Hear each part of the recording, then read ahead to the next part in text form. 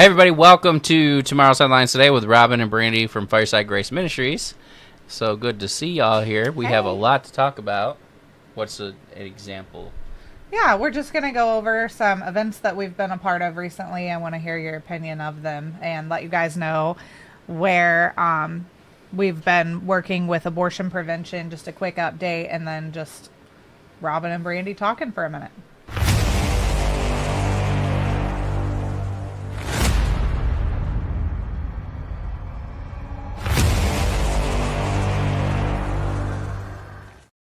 Okay, welcome back. This time it was Brandy drinking the coffee and not me. If you'd like to partner with us, you can do all that. FiresideGrace.com/partner with us.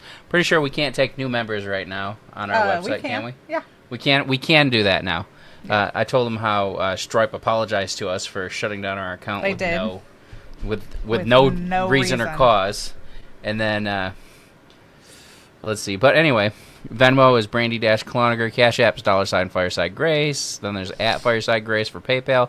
And, of course, mail, not money orders. We can't cash them because our bank is in Oklahoma, and Walmart won't cash them for ministries, 501c3s, or businesses. Is that it? Correct. They won't do it for so they wouldn't do it for us. Or an organization at all. If you made it out to us directly, like Robin or Brandy, they could, but not to Fireside Grace, unfortunately. Yeah. And you can still do that and then notate that it's for Fireside Grace, and I'll still write a donation letter and just transfer it directly from my bank to Fireside Grace. So that's just... Right. And you can mail us at Fireside Grace at P.O. Box 1285, Judsonia, Arkansas. Yeah. 72081.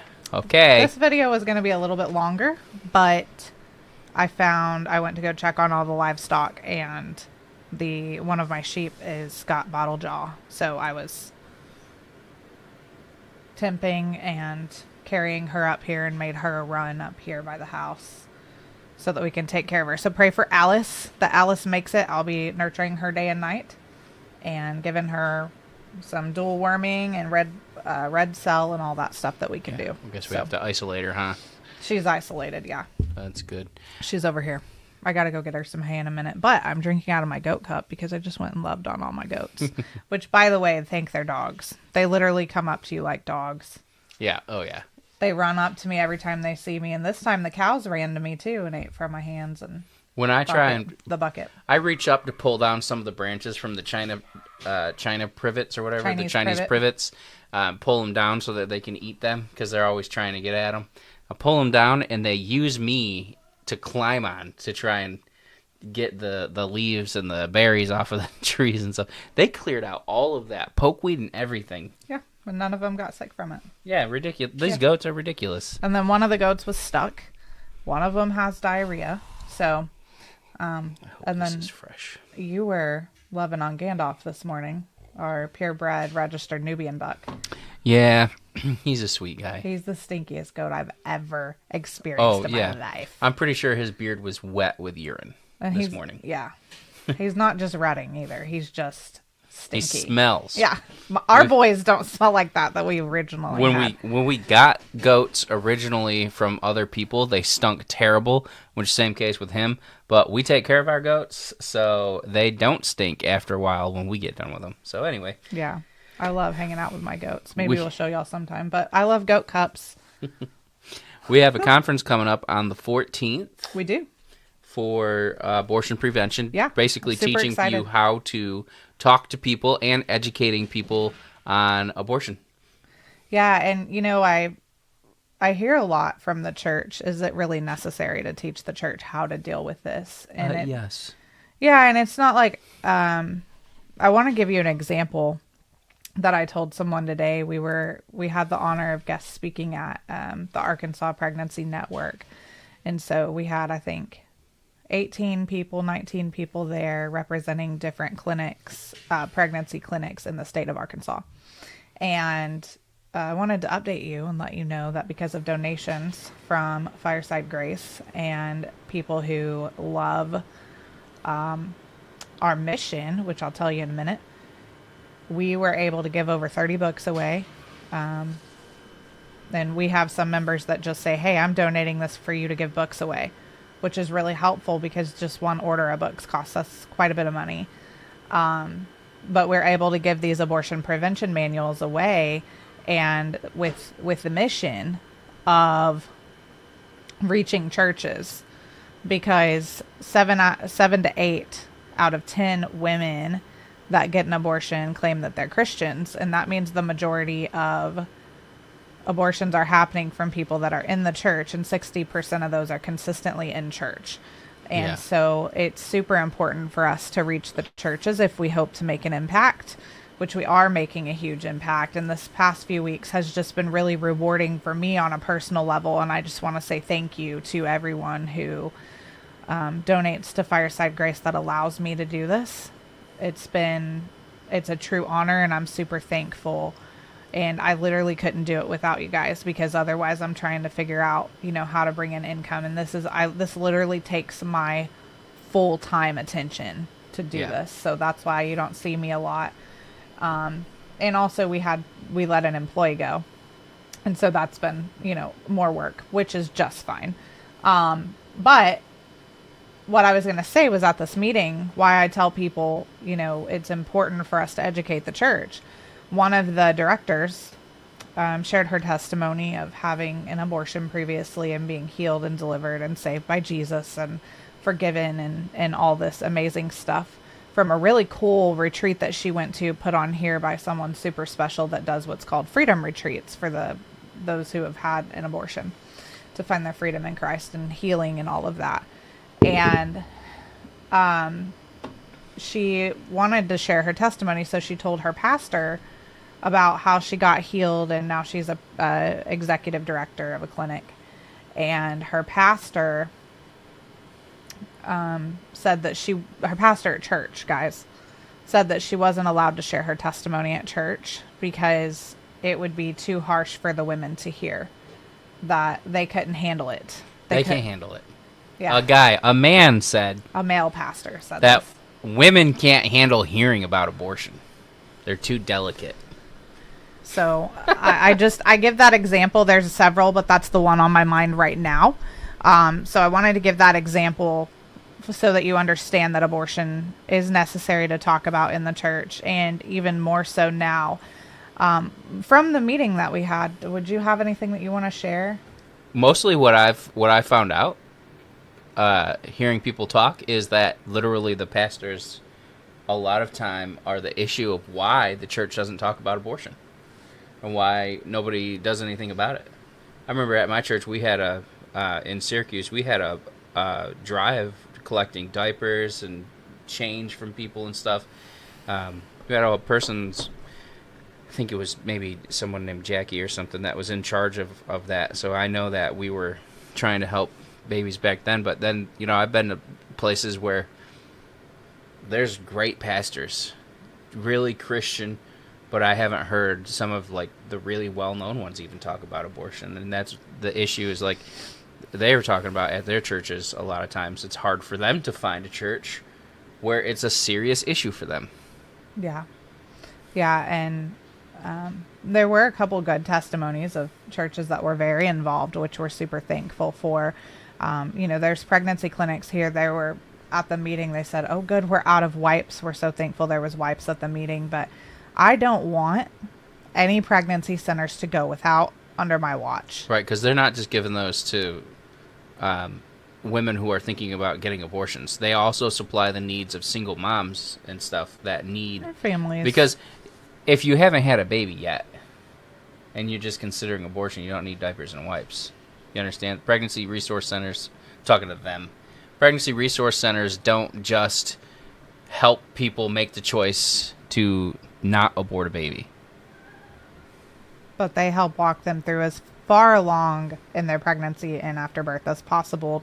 It's different per clinic what they're able to do with what resources they have, but we're a safety net for pregnancy centers to send us a message and say, hey, we're out of wipes, we're out of diapers, we can't throw this baby shower, we can't throw, we need to get a deposit to get someone in an apartment out of their car, stuff like that. We're a safety net for them. So just so you know where your finances are going.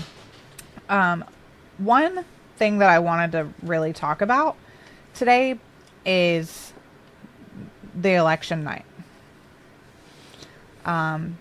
Obviously, we've had a huge celebration. No. We had a huge celebration, but at the same level, I sat in my chair and bawled my eyes out the next day because there were 10 abortion amendments being proposed for more liberal views regarding abortion, and 7 of the 10 were passed. Mm-hmm. And I'm like, and even though there were just 10 in 10 different states being proposed, several of the other states, Nevada, Colorado, Montana, Arizona, the ones that have loose abortion laws already intact, they were passing laws or amendments to protect the laws that they have in place. And I know that God has a strategy. Miss Becky Parker, who is the executive director of pregnancy options here, she's over the Republican women in Arkansas. She's over the Arkansas Pregnancy Network. She's quickly becoming my best friend, one of my best friends, because I have 2. I might have 2 now. We'll see. I have a couple. Thank God, because they're very rare and hard to find. I don't have any friends that live in Arkansas that I hang out with. Yeah. Well, we have a lot of people I like. We have Lisa and Eric, but they live in Missouri. 3.5 hours away, which is closer than they were. So I'm glad for that. But part of it is I don't actually hang out with people. So yeah. Oh, hey, do you want to go hang out at some point, Robin? Just us? No. Nope, I don't. I know. What are we doing? We're going to evangelize? If you want me to hang out with you, you got to get me to do something religious. Like ministering to people or evangelizing, praying for people, treasure hunt, something it's like funny that. Otherwise, because, I'm like, I'm not interested. Even on our first date, you were like, all right, I'm ready to go to sleep. Like, bye. Right. Granted, it was 2:00 in the morning, but nonetheless. I mean, it was late, but at the same time. Anyway. Well, that's because that conference didn't even get over until 11 o'clock at night. Yeah, that's why. And I was ready to go to bed then. You're still the same way. I was 32 back then. Now I'm almost 40. Was it? You were 32 when we were married? Yeah.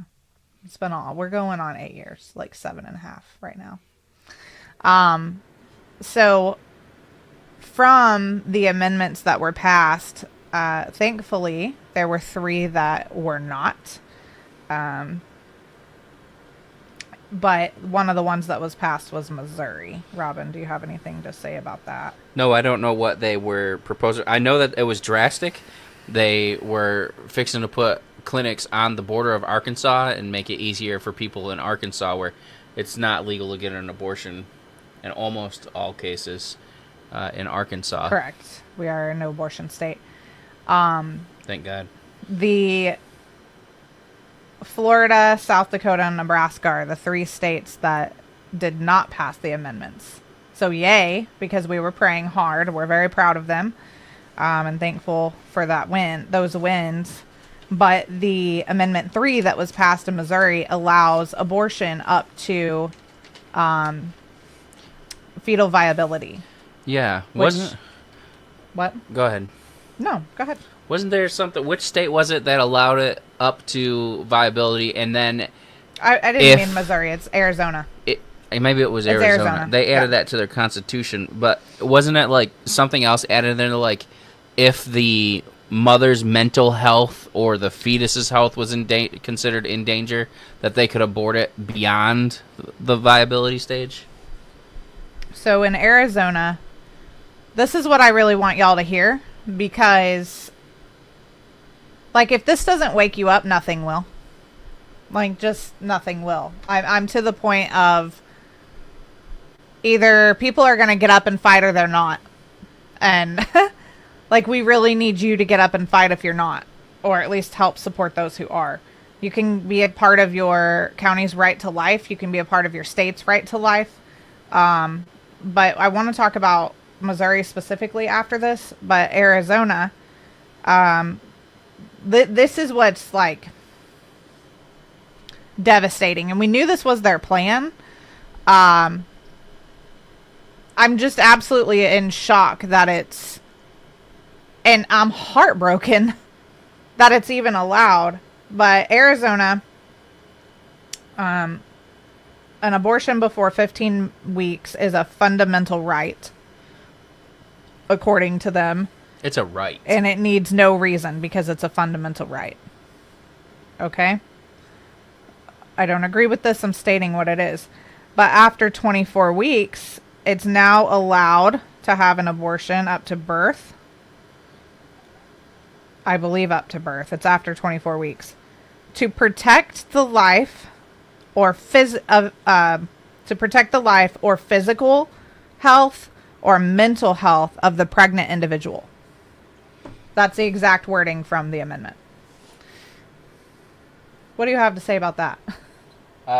Well, I think it's pretty terrible because if anyone can find a loophole to abuse like something, honestly, if you're gonna terminate a baby past, 4 or 5 months, something, whatever it is, when the baby's actually viable and can be sustained outside of, I think the viability rate after a certain stage is even out of the womb. It's like 26 weeks or something like that? 24 weeks. Where the baby can survive. And that's not that far along. Some states it's 23 weeks now, but most it's still 24. Right. Which is kind of old research. But. I mean, if you're terming a baby at 7 months in, you probably do have a mental health issue. Correct. I want to sound like a jerk. I'm not trying to say, but I mean, it's straight up infanticide.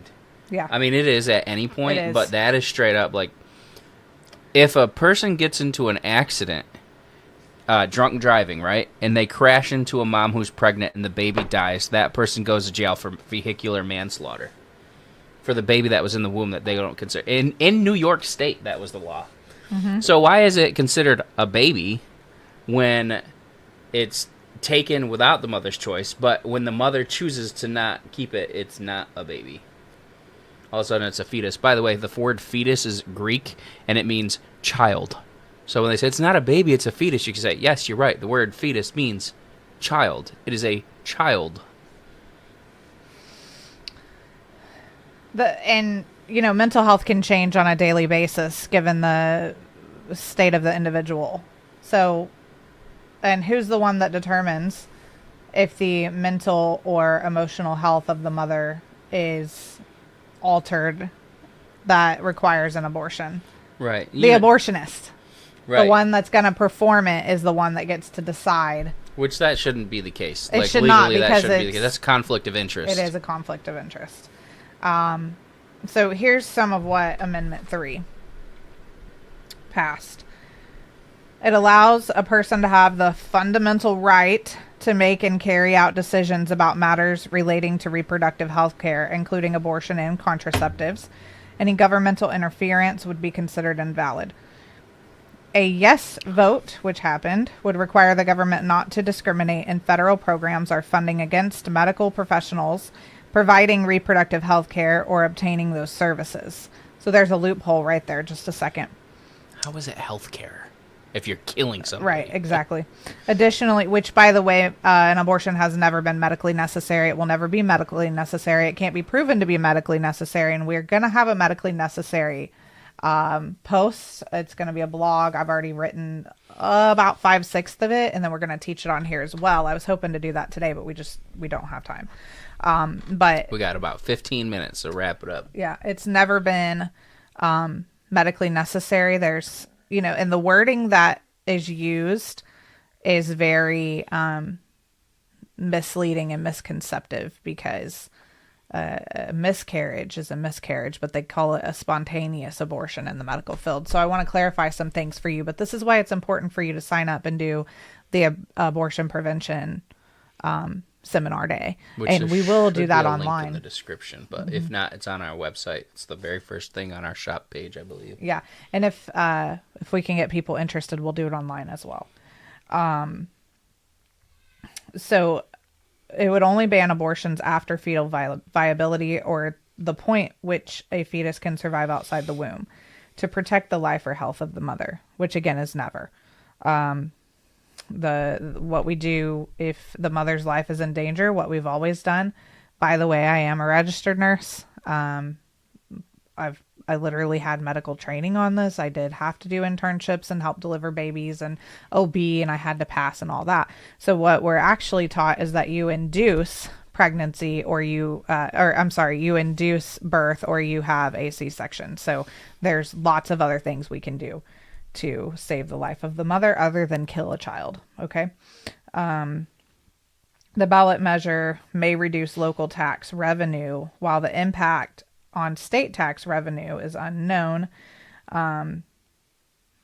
So up until this point, Missouri's Right to Life of the Unborn Child Act had no abortion shall be performed or induced upon a woman after conception except in cases of medical emergency. Okay, so this is probably talking about a fallopian tube pregnancy in which it's still not an abortion.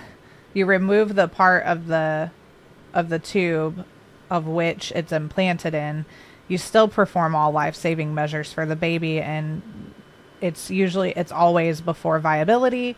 So the baby does pass away in all cases at some point, but all life-sustaining and protecting measures were enacted until nothing else could be done. Yeah, I mean, it's really not possible for the baby to survive anyway because a placenta can't grow inside of a fallopian tube. So the viability of a ectopic pregnancy is not very high. I think it's like 91% die in the first few weeks of being conceived because there's no way for them to be sustained, is there? I mean, I can't imagine your fallopian tube will be able to handle it and then typically if it did grow to a certain point, it'd be excruciating and the mom could die. So after 8 weeks, typically 8 weeks, the fallopian tube would burst and the mother and baby would both be lost. So this is, an oophorectomy or splenectomy is, or a sect of the ectomy is necessary to save the life of the mother. This is the only time.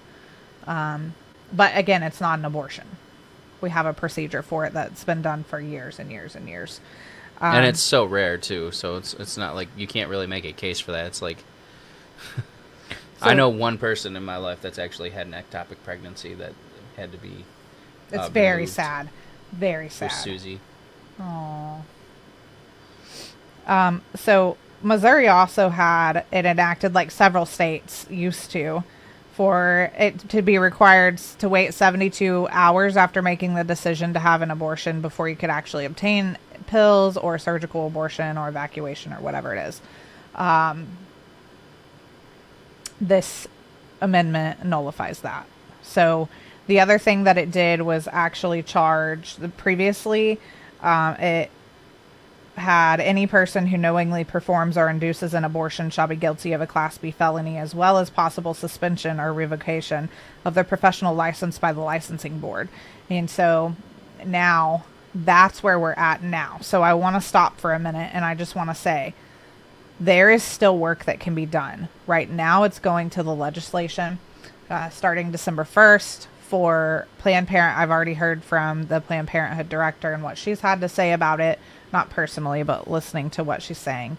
Her and abortion providers. Well, now they have to fight because Missouri had great laws enacted. And so now they have to go fight allowing, getting rid of trap laws is what they call it. They call it, the liberals. But they're laws that prevent the provider from being able to provide an abortion. Again, it's a felony. And so now they're not having active abortions that are legal yet right now. Because they have to go fight these laws. So if we talk to politicians and lobbyists and lawmakers and we work to make it known that Amendment 3 was not passed by the majority, there were some people that didn't go out and vote. If we can prove that to the legislation in Missouri, then they may still be able to enact and uphold these laws, which would still prevent abortions from being able to take place as widespread as they would like. Mm-hmm. So it's really important that if you don't know where to get involved, you can ask. You can email us, firesidegrace@yahoo.com. You can also get involved with your county's Right to Life. I'm a co-director for our counties. You can get involved with the state's Right to Life, even national Right to Life, whatever you feel led to do. You can get involved with us or help support us, because I have boots on the ground working weekly to get this done, all week, most of the week, to make sure that we can do this. We're now at a point where lives are just frivolously being taken. The biggest thing is in abortion prevention, or even intervention in that crisis moment when someone's in a crisis pregnancy or in an unexpected or unplanned pregnancy, is helping them see 9 months from now, things could be totally different. 3 months from now, things could be totally different from the surroundings that you have. And if you haven't heard my testimonies on that, you'll continue to hear them over and over in other videos. But the mental health and physical health and emotional health of the mother could change tomorrow. It could change, the financial, if we come by them and support them. The other thing that I want you to be aware of is Planned Pregnancy now has a really high growing... Planned Parenthood, you mean? Yes. Planned Parenthood, thank you. I need more coffee. Planned Parenthood now has a high advancing rate of abortion doulas, where they will sit... They have people specifically hired to be abortion doulas to help guide them through the abortion, to sit with them, to help reassure them that they're doing the right thing. And all of the, there's programming and satanic programming and everything involved in the ritual of having an abortion. And if you want to read about the ritual, you can read on it on the Satanic Temple's website on their abortion ritual. It's literally called a ritual. It's their online clinic where you can get 24/7. It's pretty sad that abortions for free. That the Satanic Church, the Satanic Temple, is more active in their cause of abortion, of wanting to have abortions, and even claiming it to be a religious ceremony. They're more active than many churches are. Mm-hmm. And they can defend their point and make a case and an argument. And you can blow holes through all of their cases because, God's God. He's great. But nevertheless, most Christians' answer to the abortion response, if someone asks them, is abortion is murder, period. End of story. It's like, they're like, well, why is it this, that, and the other thing, this, and this, It's like that Mark Newman guy said, if someone asks you, why are you pro-life, you have to have a more valid reason than just you believe that abortion is murder. And it's like, we have to be able to respond and say, well, I believe that babies are innocents and innocent shouldn't pay for the sins of their parents. I believe that taking the life of a child is morally and reprehensibly wrong. And this is why I believe in the right to life for children. That's a little more concise than just abortion is murder. We need to learn how to talk to people and show that we're not just opinionated, but we're educated. Yeah, and that we care. Because the truth is, abortion is murder, and that's good for you. But no one cares what your opinion is. They care if you love them.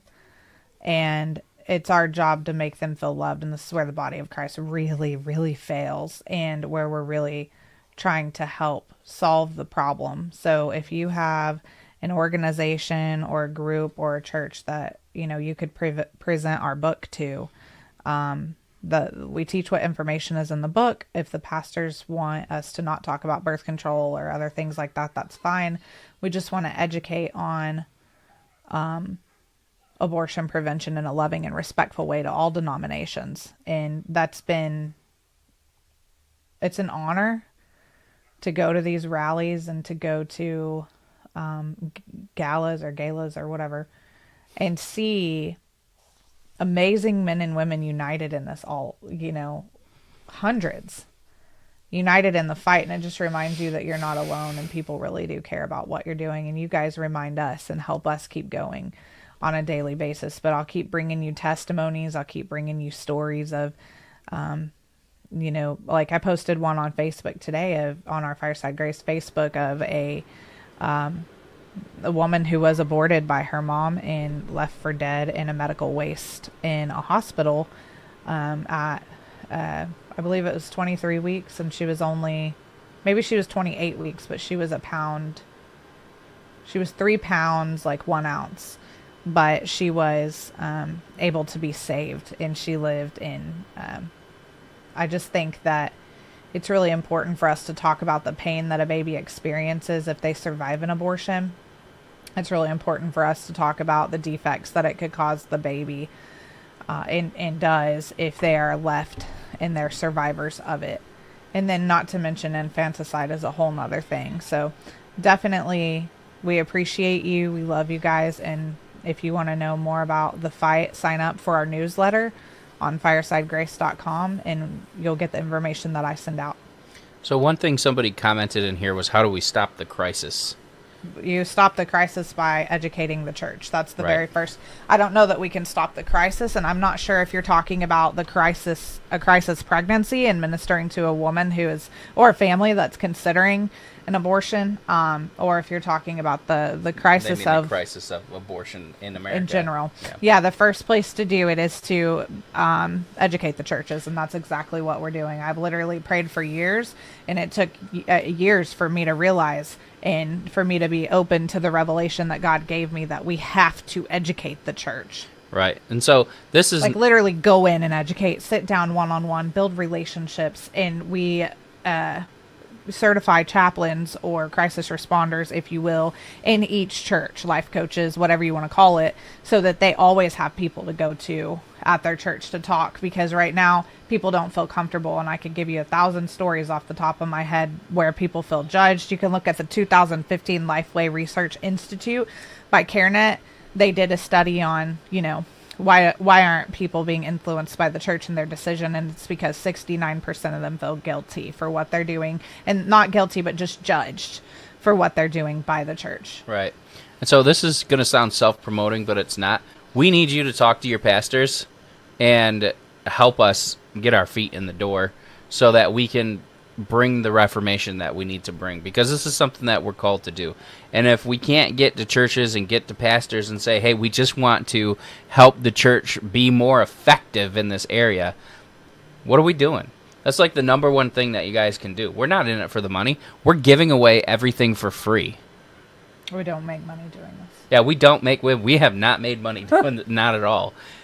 And even if we did, it would go back into taking care of single moms, taking care of babies, and meeting the needs of these pregnancy centers and pastors and churches, etc. It would be like a pay the bills. Put gas in the car so we can get so that we can get there or whatever.